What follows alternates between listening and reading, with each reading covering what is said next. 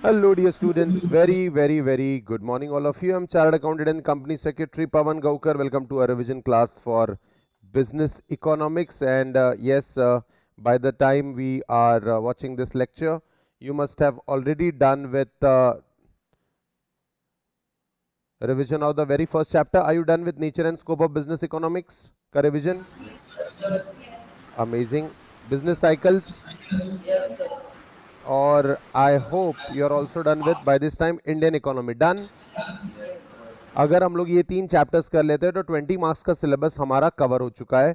तो थोड़ी एक सांस में सांस आती है कि यस, हमने एक सब्सटेंशियल 10 में से 3 चैप्टर्स कर लिए, ये फीलिंग आती है। और ये फीलिंग बहुत इंपॉर्टेंट होती है,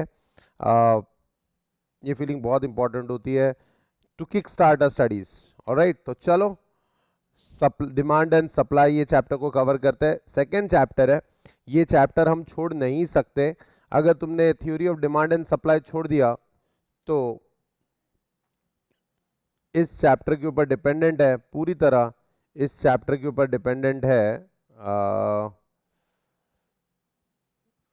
chapter number 4 meanings and types of market. ये बहुत ये 4th चैप्टर है, ये 2nd चैप्टर और 3rd चैप्टर की नॉलेज पे डिपेंडेंट है। और मनी मार्केट और इंडियन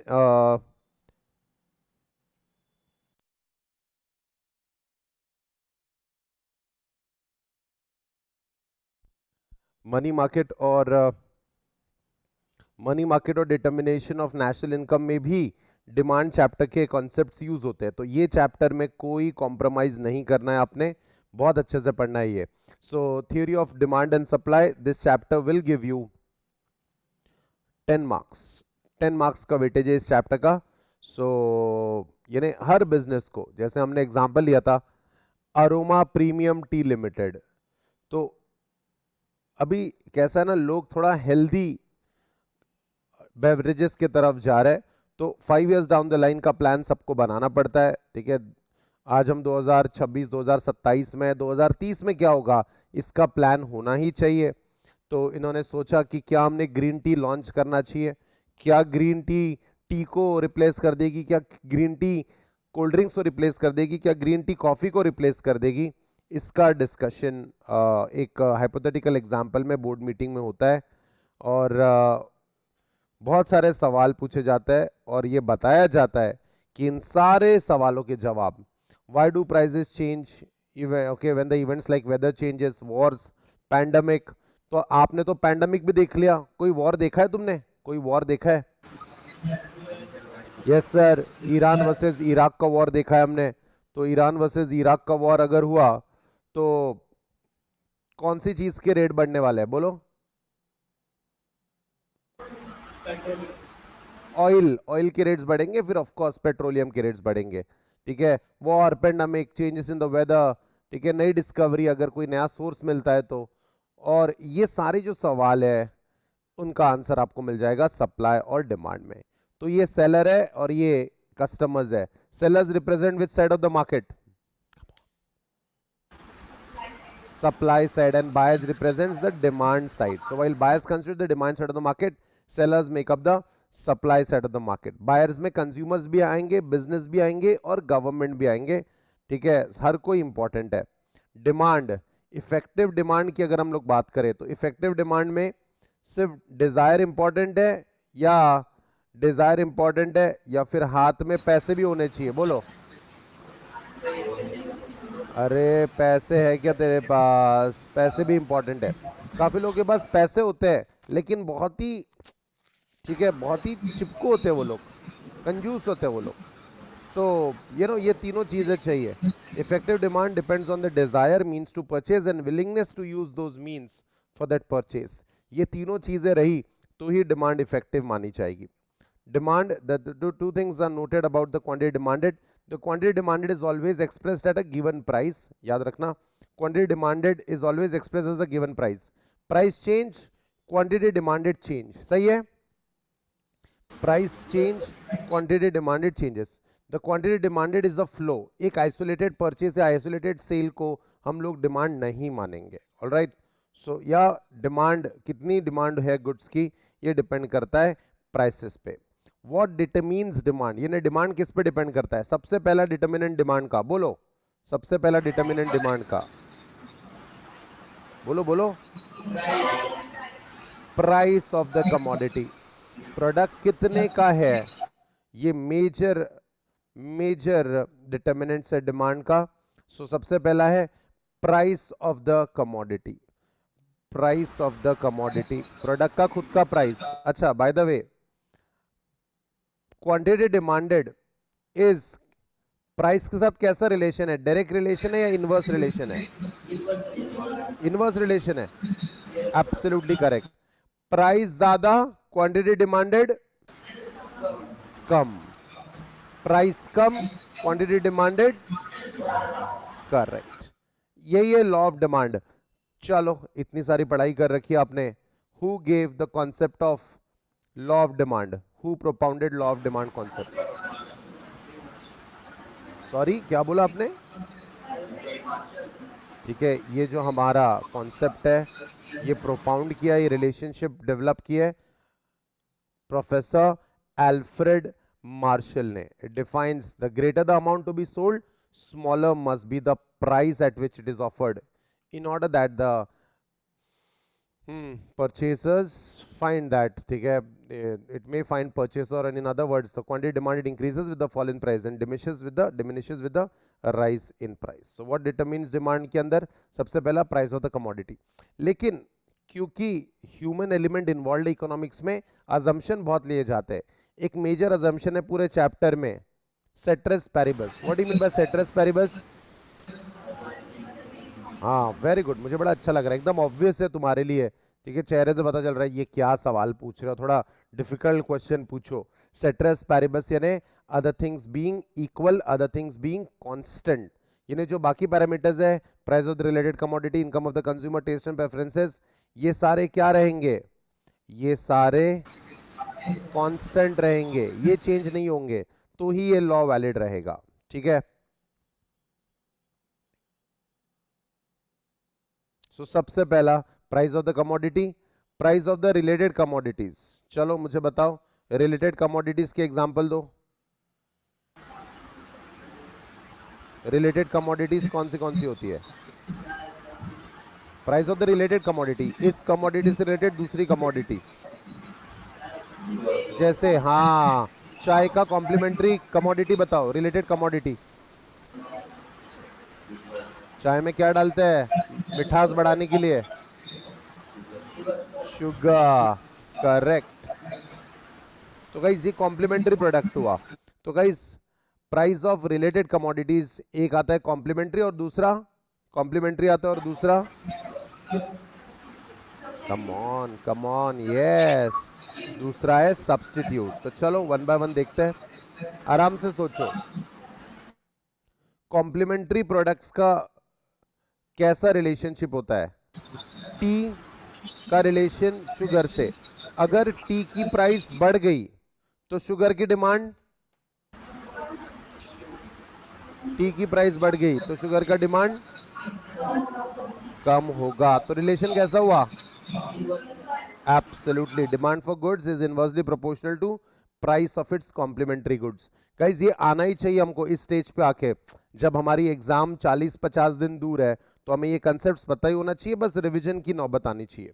सब्स्टिट्यूट गुड्स, अगर कॉफी की कीमत बढ़ गई, कॉफी की प्राइस बढ़ गई तो टी की डिमांड बढ़ जाएगी, टी की डिमांड बढ़ जाएगी। सब्स्टिट्यूट के बीच में कैसा रिलेशन होता है? डायरेक्ट रिलेशन होता है। गाइस इसके ऊपर applied question, graph based questions आ सकते हैं, आप रेडी रहना। उसके बाद तीसरा determinant of demand, income of the consumer. Consumer की इनकम ज्यादा तो डिमांड, अरे जेब में पैसा रहा तो उड़ाने का मन करता ना, समझ रहे हो? इनकम ज्यादा, डिमांड ज्यादा। उसके बाद इनकम के बाद taste and preference of the consumer. ठीक है, कंज्यूमर को, ठीक है, अगर टीवी से खुश है वो, ठीक है, तो उसको एलईडी नहीं चाहिए अगर, तो फिर टीवी का डिमांड बढ़ेगा। लेकिन कंज्यूमर्स का टेस्ट कैसा होता है कि हमेशा हम लोग अपग्रेड करना चाहते हैं लाइफ में, जैसे तुम लोग 11th-12th कॉमर्स करके बीकॉम करके खुश हो ना? 11th-12th कॉमर्स बीकॉम नहीं ना? कैसा है तुम्हारा टेस्ट? सर हमें लाइफ में कुछ बड़ा करना है, right? Taste and preference of the consumer, ठीक है? तो गाइस चलो, अगर हम लोग ठीक है, वो ये खरीद सकता है, वो एलईडी खरीद सकता है, तो मैं भी एलईडी खरीदूंगा। ये कौन सा इफेक्ट है बोलो? देखा देखी, देखा देखी, demonstration effect. This term was coined by James Duesenberry. आप लोगों ने इकोनॉमिस्ट के नाम की लिस्ट बनाई है ना? बनाई है क्या इकोनॉमिस्ट के नाम की लिस्ट? हर इकोनॉमिस्ट ने, जैसे अल्फ्रेड मार्शल ने क्या किया, ठीक है, देन जेम्स ड्यूजनबेरी ने क्या किया, ऐसी एक लिस्ट बनाई है खुद की कि नहीं बनाई है? ठीक है, अगले अटेम्प्ट में बनाना, अभी मत बनाना, अगले अटेम्प्ट में बनाना अच्छे से। हाँ वैसे ही होता है बेटा, a lesson half learn repeats itself. आज नहीं करोगे कल करना पड़ेगा, कल नहीं करोगे परसों करना पड़ेगा, ठीक है? So guys, it reflects the desire of the people to emulate. Emulate का मतलब क्या होता है? What do you mean by the word emulate? Copy, copy the consumption behavior of others. In other words, people buy or have things because they see that other people are also able to have them. उसके बाद सब कर रहे हैं तो हम भी करेंगे, इसको कौन सा इफेक्ट कहते हैं बोलो? करेक्ट, बैंड वैगन इफेक्ट कहते हैं इसको। Band wagon effect refers to the extent to which demand for a commodity is increased due to the fact that others are also consuming the same commodity.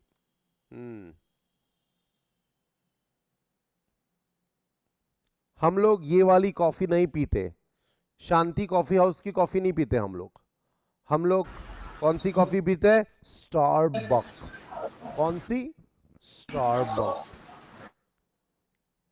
हम लोग normal laptop use नहीं करते, हम लोग कौन सा लैपटॉप यूज करते हैं? एप्पल। एप्पल प्रोडक्ट्स ही चाहिए हमें, ठीक है? बाटा के शूज नहीं पहनते हम लोग, ठीक है? हम लोगों को लुई वुइटन के शूज चाहिए। Bata is so cheap, Bata is so गरीब, ऐसा सोचने वाले लोग, ठीक है, इसको कहते हैं स्नॉब इफेक्ट। इनको सस्ती चीजें, सादी चीजें अच्छी नहीं लगती, तो ठीक है, ये लोग ना, ये ना ऐसी प्रोडक्ट्स खरीदते ही नहीं है। फिर ऐसे प्रोडक्ट्स की जब स्नॉब इफेक्ट आता है तो ऐसे प्रोडक्ट्स की डिमांड, स्नॉब इफेक्ट के कारण ऐसे प्रोडक्ट की डिमांड कम हो जाती है। एब्सोल्युटली, क्या बात है, बहुत अच्छे बॉस, बहुत अच्छा पढ़ रहे हो तुम, ठीक है? सो या स्नॉब इफेक्ट, स्नॉब इफेक्ट में ऐसा होता है, ठीक है, जब प्रोडक्ट कॉमन हो जाता है तो हम नहीं यूज करेंगे, हमें अच्छा प्रोडक्ट चाहिए, हमें हमें हम तुम में से नहीं, हमको तुम्हारे साथ मत जोड़ो, हम रईस लोग हैं, हम गरीब लोग नहीं है। और उसके बाद हम लोग तो ये भी नहीं खरीदेंगे, हमारे लिए तो ये भी सही नहीं है, हमारे लिए क्या लाओ? हमारे लिए ये लाओ, ये क्या है? आउडी, BMW, मर्सिडीज बेंज लाओ हमारे लिए। Alright, this is called as Veblen effect.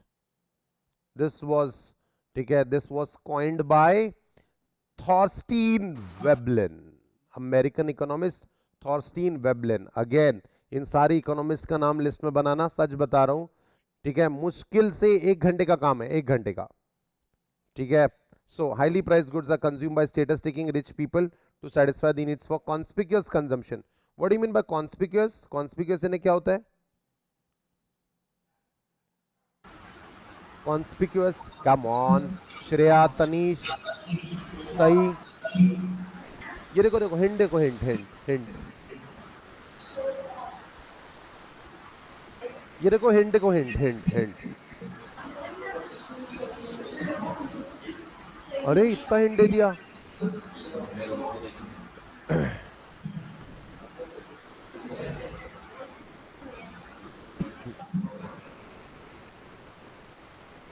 दिखावे वाली चीजें, कॉन्स्पिक्यूअस यानी दिखावे वाली चीजें, ठीक है, याद रखना। तो this is called as Veblen effect. इसके ब्रांड्स ही अलग रहते हैं, ठीक है? स्नॉब में डिमांड कम होता है और गरीब गुड्स का डिमांड कम होता है, और वेबलिन में रईस गुड्स का डिमांड बढ़ जाता है, ठीक है? और कंज्यूमर की एक्सपेक्टेशन, कंज्यूमर को लगता है आगे जाके प्राइसेस बढ़ने वाले हैं, तो डिमांड, आज डिमांड बोलो, आगे जाके प्राइसेस बढ़ने वाले तो आज डिमांड बढ़ जाएगा। उस कंज्यूमर लगता है कि आगे जाके प्राइसेस कम होने वाले हैं तो आज डिमांड, आगे जाके प्राइसेस कम होने वाले हैं तो आज डिमांड कम हो जाएगा। So consumer expectations about the future prices. There are other factors as well, size of the population. चलो जल्दी आंसर करो। पॉपुलेशन ज्यादा, डिमांड, पॉपुलेशन ज्यादा, डिमांड ज्यादा। कंपोजिशन ऑफ पॉपुलेशन ज्यादा, जैसे अगर ओल्ड ओल्ड लोग ज्यादा है तो पेप्सी और कोका कोला ज्यादा बिकेंगे, ट्रू और फॉल्स? सर अगर यंग लोग ज्यादा है पॉपुलेशन में तो पेप्सी और कोका कोला ज्यादा बिकेंगे, ट्रू और false? Correct, composition of population. Then level of national income and its distribution. अगर नेशनल इनकम डिस्ट्रीब्यूटेड है तो डिमांड, नेशनल इनकम हाँ मुश्किल सवाल पूछ लिया मैंने। नेशनल इनकम डिस्ट्रीब्यूटेड है तो डिमांड, करो जल्दी रिसर्च करो इस पॉइंट पे, जल्दी रिसर्च करो।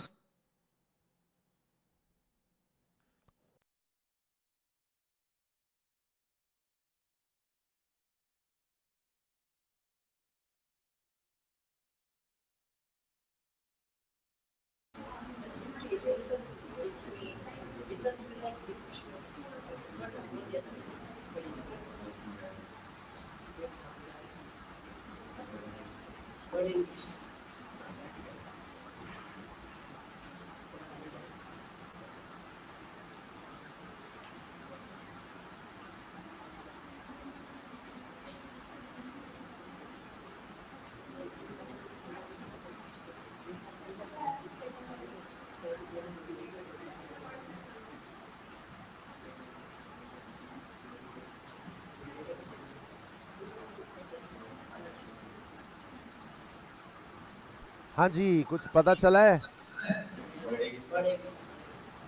हाँ, अगर सबके पास अगर पैसा डिस्ट्रीब्यूटेड है, इसका मतलब सबके पास पैसा है, सबके पास पैसा है तो डिमांड ज्यादा।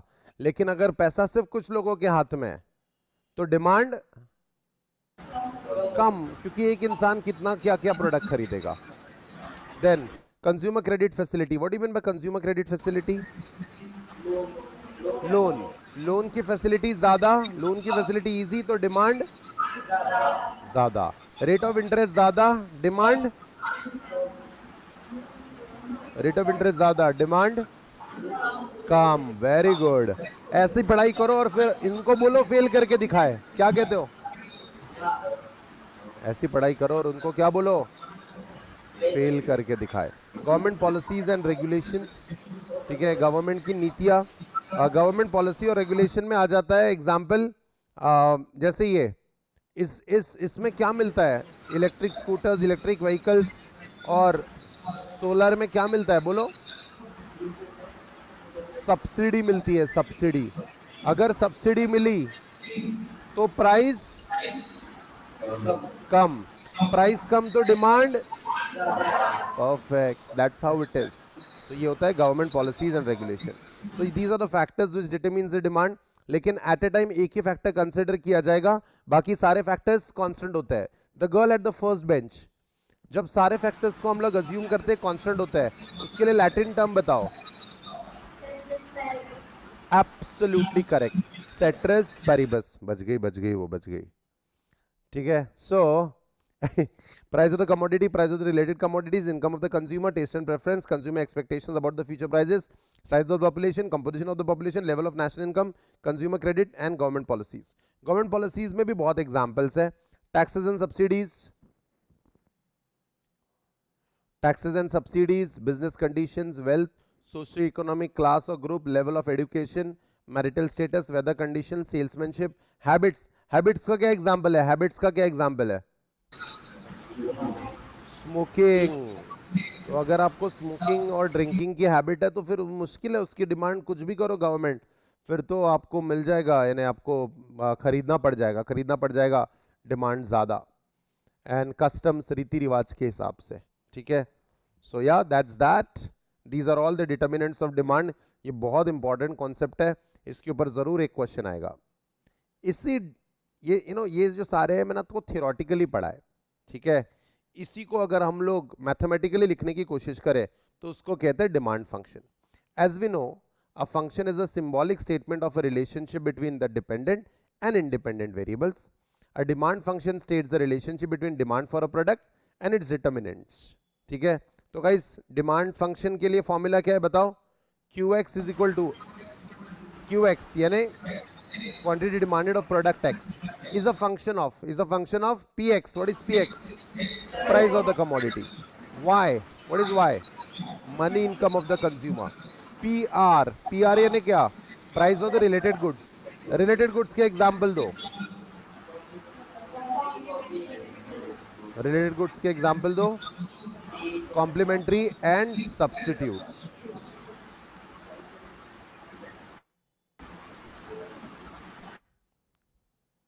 Alright, so yeah that's that. But guys demand function के फॉर्मूले में रिलेशनशिप पता चल रही है नहीं चल रही है? ये बताओ.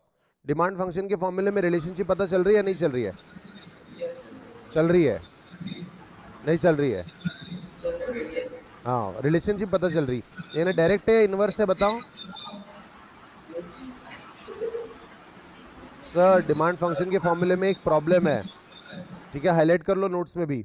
Demand function stated above does not indicate the exact relationship between Qx, Px, Y and PR. कोई रिलेशनशिप पता नहीं चलती. कोई रिलेशनशिप पता नहीं चलती.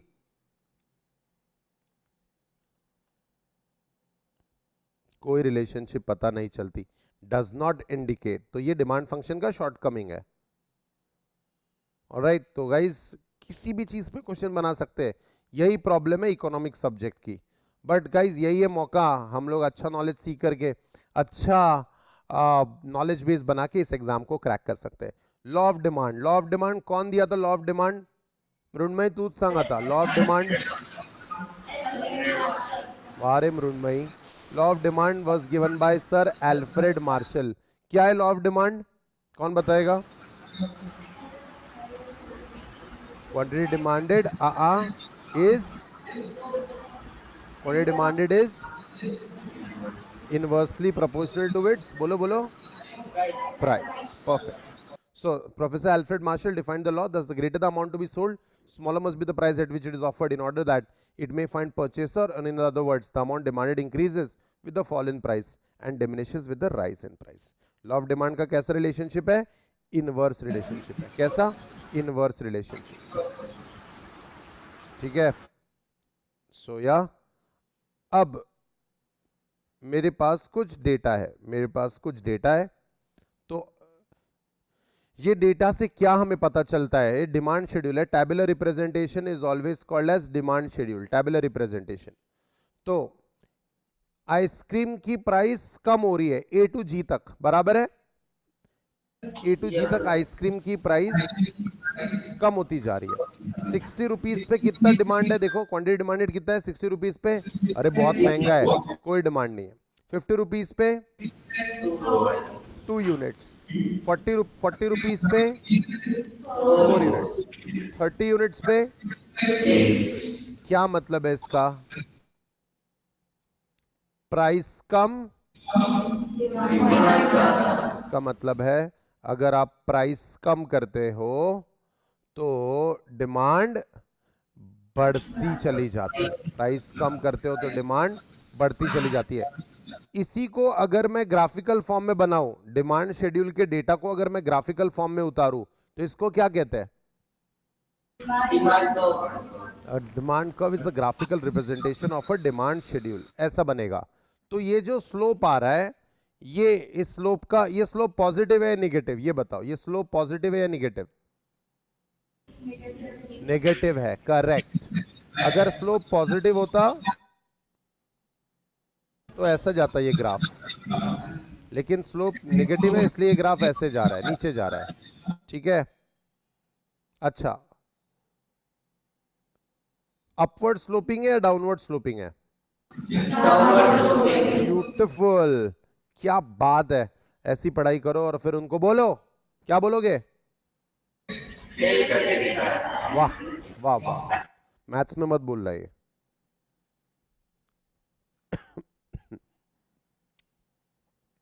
सो गाइस एक मेरा डाउट है, एग्जाम क्वेश्चन पूछ रहा हूं, ठीक है? अब तक नहीं आया लेकिन मुझे लगता है अब आएगा. ये जो डायग्राम है, ये जो कर्व है, ये लीनियर है या कर्वी लीनियर? बोलो, ये लीनियर है या कर्वी लीनियर? Absolutely correct. और अगर यही डिमांड कर्व अगर ऐसा बनता तो थोड़ा curvy linear. Correct, correct. So demand curve for a good does not have to be a linear or straight line. It does not have to be. It can be curvilinear, meaning that its slope may vary along the curve. If the change in the quantity demanded does not follow a constant proportion, then the demand curve will not be linear, will be a non-linear curve. The linear demand curve provides a convenient, लेकिन पढ़ने के हिसाब से linear demand curve सही है। ऐसा होता है curvilinear demand curve, straight line नहीं होती है। वही मार्केट डिमांड शेड्यूल के हिसाब से अगर हम लोग कर्व्स बना रहे हैं तो हम लोग सारे कंज्यूमर्स का डेटा सिलेक्ट करते हैं और फिर सबको ऐड करके हमें मिलता है मार्केट डिमांड कर्व। सबको ऐड डिमांड करके मिलता है हमें। ये जो ग्राफ बनता है हमारा, ये consumer A plus consumer B plus consumer C plus consumer D, सबकी डिमांड के हिसाब से एक फाइनल पूरे मार्केट का हमें डिमांड मिलता है। इसको कहते हैं मार्केट डिमांड कर्व। और जो डेटा आता है हमारे पास उसको कहते हैं market demand schedule. rationale of law of demand, what do you mean by the word rationale? Justification of the law of demand। ठीक है, justification। क्यों law of demand? Inverse relation है तो क्यों है। ठीक है, सो गाइस, ठीक है, demand curve slopes downward. Slope downward बोल रहा है, सही है क्या? डिमांड कर्व स्लोप्स डाउनवर्ड, तो डाउनवर्ड यानी पॉजिटिव या नेगेटिव? ठीक है, और अगर वही कोई कर्व अगर ऐसा है तो ऐसा, इसको क्या बोलेंगे? अपवर्ड या डाउनवर्ड? और इसको पॉजिटिव बोलेंगे नेगेटिव बोलेंगे? ब्यूटीफुल। तो पॉजिटिव अगर स्लोप चाहिए हमें, तो अपवर्ड स्लोप चाहिए हमें, पॉजिटिव स्लोप चाहिए हमें, तो रिलेशनशिप कैसा रहेगा? डायरेक्ट या इनडायरेक्ट? वाह वाह वाह वाह। तो लॉ ऑफ डिमांड है क्यों ऐसा? सबसे पहला है प्राइस इफेक्ट। प्राइस इफेक्ट कौन से इकोनॉमिस्ट ने दी थी? बोलो, प्राइस इफेक्ट ये कौन से इकोनॉमिस्ट ने दी थी? हाँ, correct, very good Shreya. It was given by sir Hicks and Allen. Substitution और इनकम इफेक्ट और प्राइस इफेक्ट। ठीक है, ठीक है, प्राइस इफेक्ट के अंदर दो चीजें आती है, सब्स्टिट्यूशन इफेक्ट और इनकम इफेक्ट। सब्स्टिट्यूशन इफेक्ट देखते हैं। अगर टी और कॉफी सेम प्राइस पे है, दोनों का काम एक ही है, फ्रेश करना एक इंसान को, और अगर दोनों की प्राइसेस सेम है, और अगर टी अगर चीप हो गया, चाय अगर सस्ती हो गई, तो लोग चाय खरीदेंगे ना। तो if the price of the commodity falls, it becomes relatively cheaper. Assuming that prices of all other commodities remain constant, it induces consumer to substitute the commodity whose price has fallen. The result is the total demand for commodity whose price has fallen increases. This is called as substitution effect.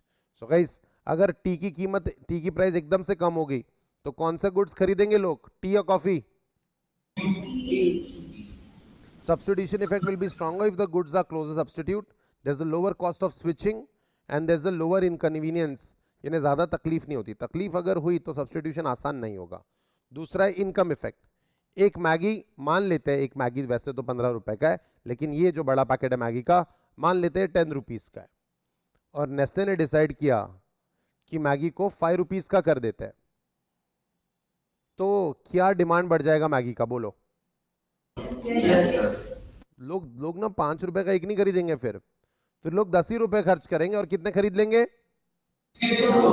Absolutely correct, this is called as income effect. So ये था price effect, इसके अंदर substitution और income effect आता है। बिल्कुल exam में question देखोगे आप इस पे।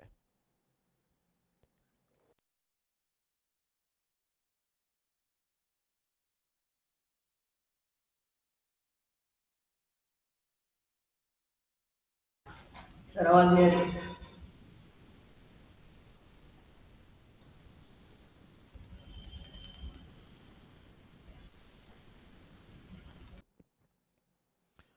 ऑलराइट, सो गाइस, यूटिलिटी का मेजरिंग यूनिट बताओ जल्दी। मेजरिंग यूनिट यूटिलिटी का,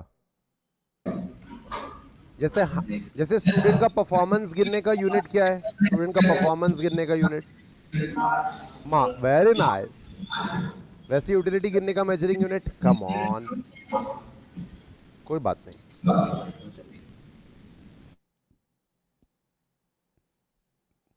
इसको कहते हैं यूटिल्स। पढ़ाई कम है, पढ़ाई कम है और पढ़ाई करनी पड़ेगी, तो हम लोग एज अ कंज्यूमर हम लोग यूटिलिटी बढ़ाना चाहते हैं या कम करना चाहते हैं? बढ़ाना चाहते हैं। मैं अगर 100 रुपए खर्च करता हूं तो क्या मैं सेटिस्फेक्शन कैसा चाहूंगा अगर मैं 100 रुपए खर्च करता हूं तो? Maximum maximum. Satisfaction. A consumer in equilibrium when the marginal utility of the commodity and its price equalize. According to Marshall, consumer has diminishing utility for each additional unit of commodity, and therefore he will be willing to pay only less of such each additional unit. A rational consumer will not pay more for lesser satisfaction. So guys, जैसे हम लोग pizza खरीदते हैं तो पहली slice पे हमें अच्छा सेटिस्फेक्शन मिलता है, दूसरी स्लाइस में हमें ठीक सेटिस्फेक्शन मिलता है, तीसरी स्लाइस में हम लोग ना अरे यार कोका कोला भी चाहिए था साथ में, ऐसा फील आता है हमें, है ना?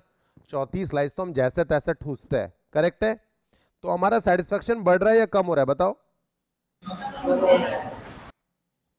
कौन सा लॉ है ये? बताओ कौन सा लॉ है? This is nothing else but law of diminishing marginal utility. तो मैं ये एक्स्ट्रा, जब मेरा मार्जिनल यूटिलिटी डिमिनिश हो रहा है तो मैं एक्स्ट्रा चीज के लिए ज्यादा पैसे दूंगा या कम? अगर मुझे खरीदना ही है तो मैं ये एक्स्ट्रा जो है इसके लिए तो मैं पूरे पैसे दूंगा. एक्स्ट्रा कमोडिटी के लिए ज्यादा पैसे दूंगा या कम? बोलो. कम पैसे है. तो यही है वो second point, rational of law of demand. Arrival of new consumers, कुछ याद है ऐसा? Arrival of new consumers, price अगर हम कम करते हैं तो एक पॉइंट के बाद डिमांड ना एक्सप्लोड हो जाती है एकदम. 2 रुपए तक डिमांड बढ़ती जा रही है, लेकिन 2 से जब हम लोग प्राइस 1 रुपए कर दे तो डिमांड ना फट जाती है एकदम. करेक्ट? क्यों ऐसा? नए कंज्यूमर्स आ जाते हैं. इसका बेस्ट एग्जांपल है इंडिया फर्स्ट मैंगो ड्रिंक कौन सा था?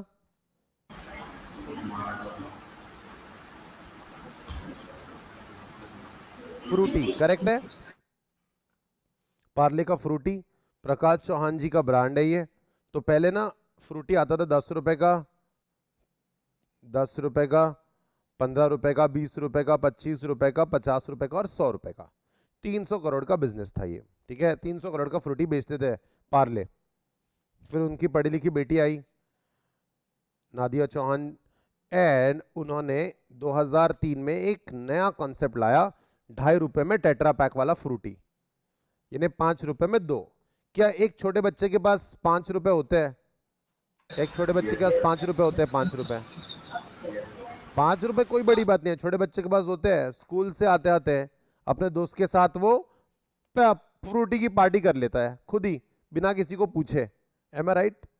उसके कारण अब क्या हुआ, अब फ्रूटी कंज्यूम करना है या नहीं ये मॉम का डिसीजन नहीं रहा, अब ये बच्चे भी इन्वॉल्व हो गए. करेक्ट?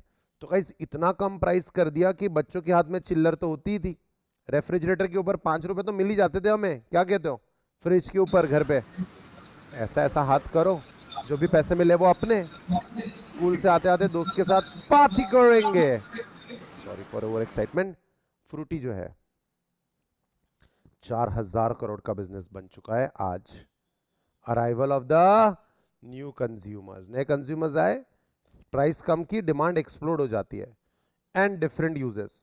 कौन सा ऐसा प्रोडक्ट है जिसके यूजेस बहुत ज्यादा है?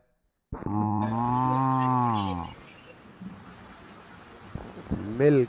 बहुत ज्यादा यूजेस है. पनीर बना लो, कॉफी बना लो, चाय बना लो, छाछ बना लो, दही बना लो. करेक्ट है? चीज बना लो, और तो मिठाई तो हमने कंसिडर ही नहीं किए. डिफरेंट यूजेस, प्राइस ज्यादा, यूजेस कम. प्राइस कम, यूजेस ज्यादा. Welcome to the world of law of demand. और उसका रैशनल नेगेटिव रिलेशन इन दोनों के बीच में, ये 4 रीजंस के कारण. So these are the rationals of the law of demand. These are the rationals of the law of demand. Alright guys, बिल्कुल rational पे एक क्वेश्चन जरूर आएगा. तो लॉ ऑफ डिमांड तो बनी बनाई बात है. लॉ ऑफ डिमांड में ये ऐसा होगा, वो वैसा होगा, प्राइस ज्यादा, क्वांटिटी डिमांडेड कम. सिंपल है. लेकिन ये लॉ हर जगह काम नहीं करता. So let's study exceptions to the law of demand. Exceptions to the law of demand का क्या मतलब है? Exception to the law of demand का क्या मतलब है? ये जो इनवर्स रिलेशन है कहां काम नहीं करेगा. So exception to the law of demand में सबसे पहले ये गुड्स, कैसे गुड्स है ये, कैसे गुड्स है, बोलो बोलो, दिखावे वाले, give me the word, conspicuous goods. तो डायमंड या फिर ये ऐसी चीजें जहां पे वेबलिन इफेक्ट काम करता है, वहां पे प्राइस ज्यादा, डिमांड ज्यादा, जितना महंगा डायमंड उतना ज्यादा स्टेटस सिंबल, उतनी ज्यादा सोशल प्रेस्टीज, उतना ज्यादा दिखावे कर पाएंगे हम लोग, ठीक है, कॉन्स्पिक्यूअस गुड्स।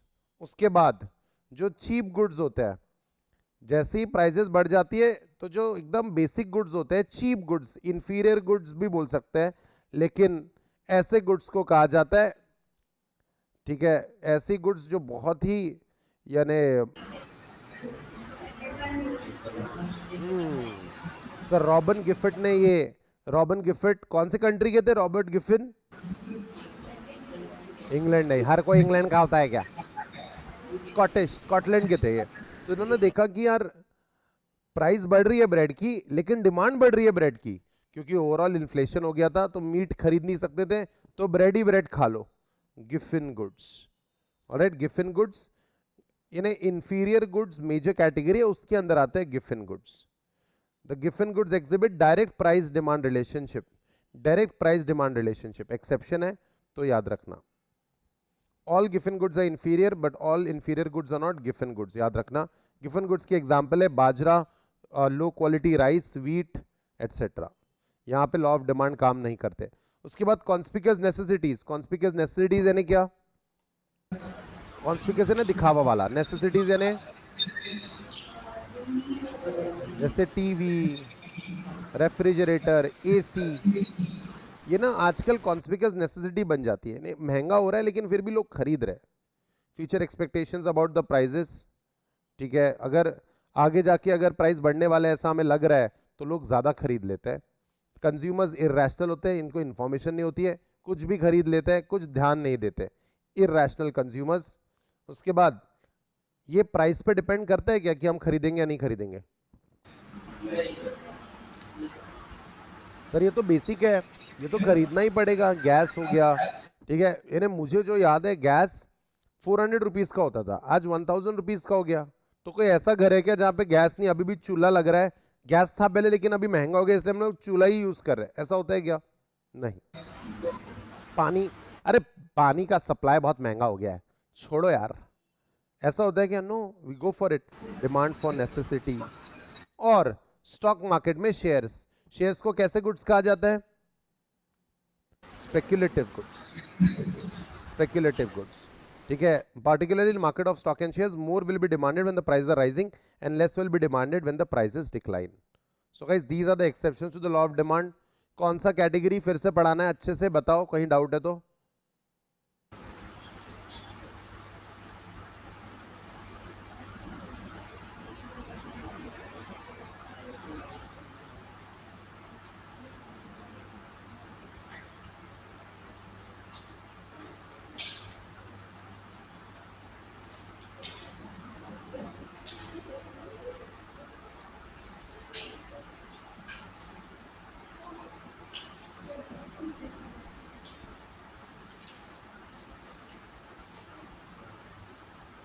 आपके एक्सप्रेशन से ऐसा लग रहा है कि कहीं डाउट नहीं है, तो मैं पूछना चाहूंगा,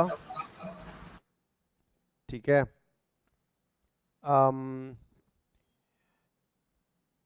exception to the law of demand, law of demand का फॉर्मूला क्या है, quantity demanded is inversely proportional to its price, बराबर है, ये लॉ ऑफ डिमांड। तो इन सारे एग्जांपल्स में लॉ ऑफ डिमांड काम नहीं करेगा, तो इसमें फॉर्मूला क्या बनेगा, क्वांटिटी डिमांडेड इज डायरेक्टली, याद रखना exception to the law of demand में डायरेक्ट रिलेशन बनेगा। तो वो लोग ऐसा घुमा के क्वेश्चन पूछेंगे, ऑलराइट, ठीक है। मुझे बताओ एसी, टीवी, रेफ्रिजरेटर कौन से एग्जांपल में बैठता है यहाँ पे, डायमंड कौन से एग्जांपल में बैठता है यहाँ पे, कॉन्स्पिक्यूअस गुड्स, ठीक है। और शेयर्स कहाँ बैठता है, कंज्यूमर को कुछ ज्यादा पता नहीं होता, कुछ भी खरीद लेता है, इरेशनल कंज्यूमर्स में एक कंसेप्ट है, फट से खरीद लेता है बिना सोचे समझे, इसको कैसा बाइंग कहते हैं? देखो तो जरा नोट्स में, इरेशनल कंज्यूमर्स, फट से कुछ भी खरीद लेता है बिना सोचे समझे, कौन सा concept?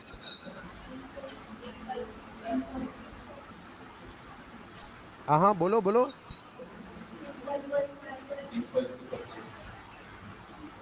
Correct, the word is impulsive purchase.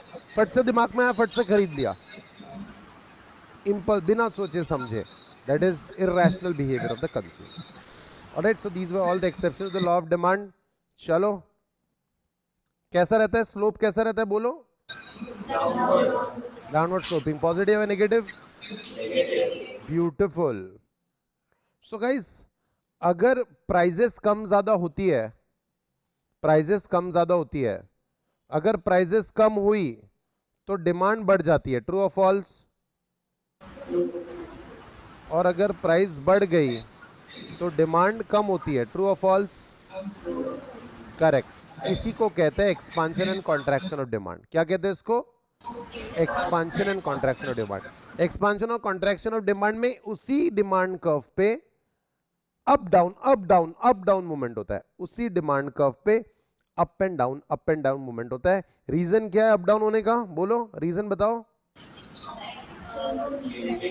Price, correct. The quantity demanded of commodity increases result of fall in price, इसको एक्सपांशन है एक्सटेंशन कहते हैं। और quantity demanded decreases result of increasing price, this is called as contraction. अगर upward movement हुआ तो contraction, downward movement हुआ तो एक्सपांशन। ठीक है, expansion and contraction of demand. Expansion and contraction demand में एक ही डिमांड कर्व होता है, up and down upwards and downwards movement होती है, सही है? सेम डिमांड कर्व पे अपवर्ड और डाउनवर्ड मूवमेंट होती है, सही है?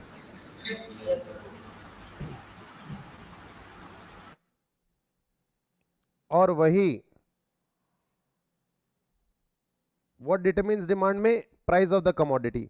प्राइस कम ज्यादा हुई तो क्या होगा? Expansion and contraction. प्राइस कम ज्यादा हुई तो क्या होगा? Expansion, contraction. लेकिन सर दूसरे भी तो फैक्टर्स है, दूसरे भी तो फैक्टर्स है, करेक्ट है? सो अगर इनकम बढ़ गई तो, इनकम बढ़ गई तो ना प्राइस वो फैक्टर नहीं रहा, इनकम बढ़ गई ना तो डिमांड कर्व, नया डिमांड कर्व बनेगा।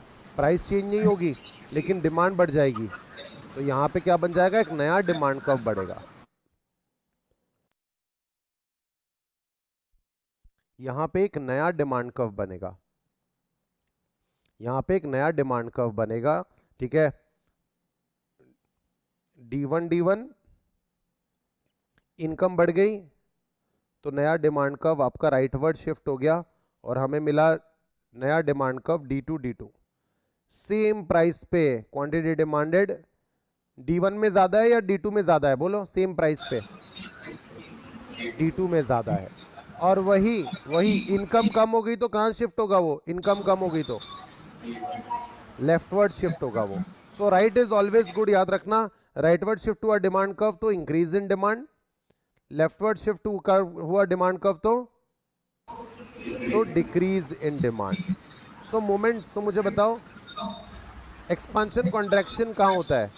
Moments along the demand curve या shift of the demand curve? बोलो बोलो। एक्सपांशन कॉन्ट्रैक्शन होता है movements along the demand curve में, इंग्लिश पढ़ो ना, movements along the demand curve. और शिफ्ट होता है जब all the factors other than price changes. So guys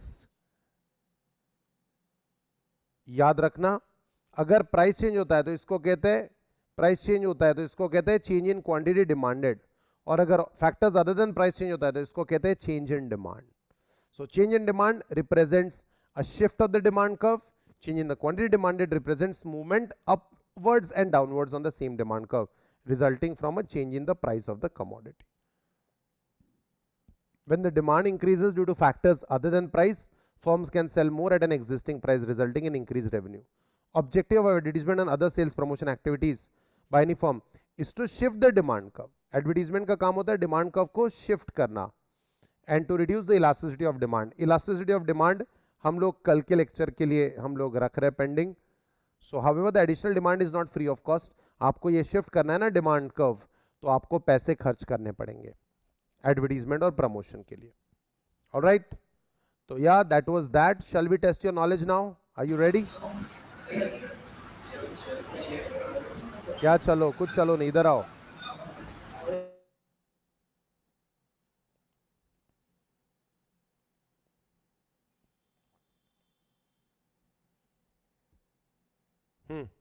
चलो आंसर दिस क्वेश्चन.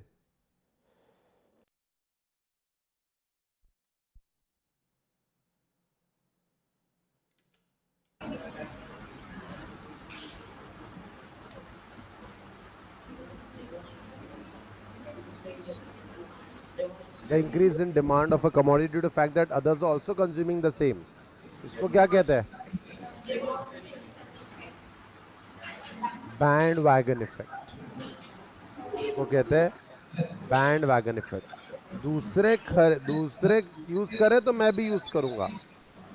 ये होता है बैंड वैगन इफेक्ट. गाइस, बहुत ही छोटा सा डिफरेंस है उन दोनों में.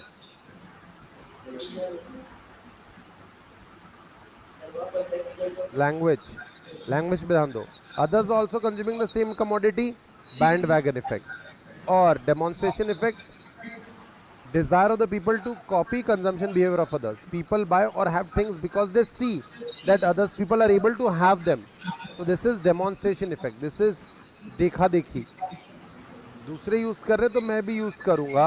दूसरे खरीद पा रहे तो मैं भी खरीद पाऊंगा. ठीक है.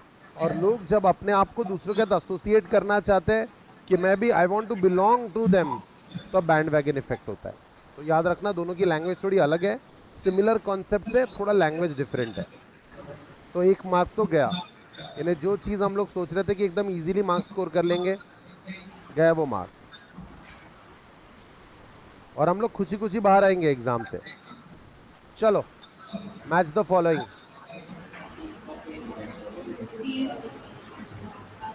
टी एंड कॉफी बोलो. Tea and coffee substitute. Car and petrol wonderful complementary. Gold and diamond, वाह. वेबलेन गुड्स, ठीक है. और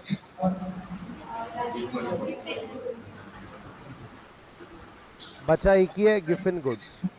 तो सर एग्जाम में ऐसा मैच द फॉलोइंग आएगा क्या सर? ऐसे आपको अलग अलग ऑप्शन दिए रहेंगे. बताओ ABCD.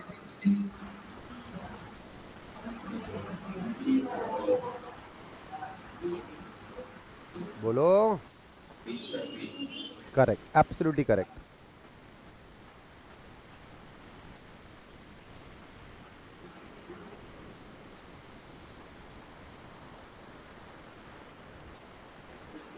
Take your own sweet time and answer this.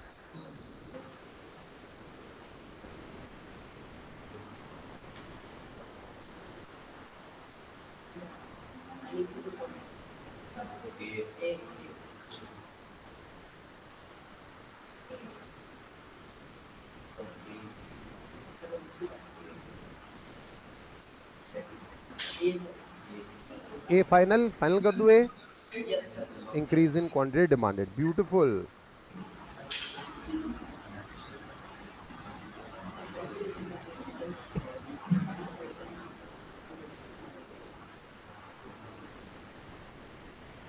Take your own sweet time.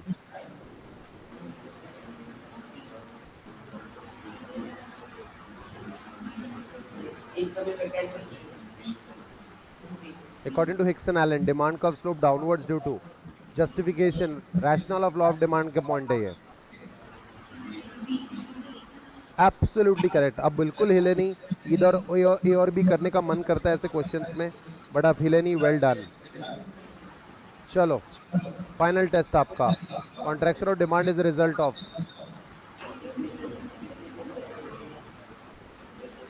Contraction हो रहा है, डायग्राम चेक करो.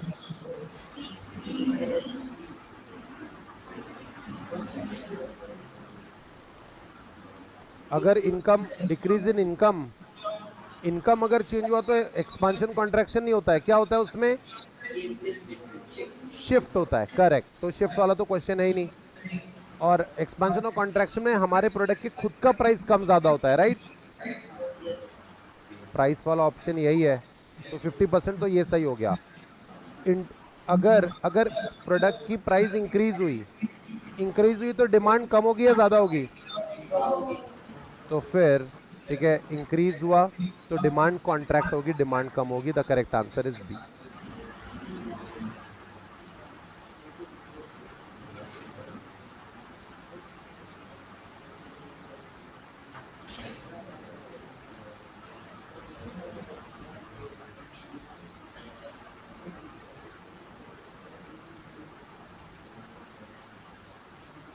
Alright guys, yes that's that for today. कल के लेक्चर में हम लोग स्टार्ट करेंगे elasticity.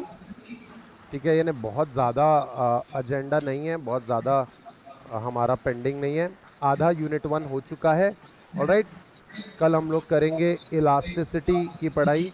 Elasticity of demand we shall study in detail.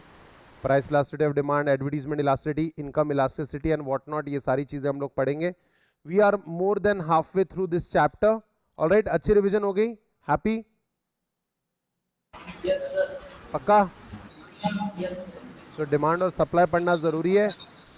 10 mark का सवाल है।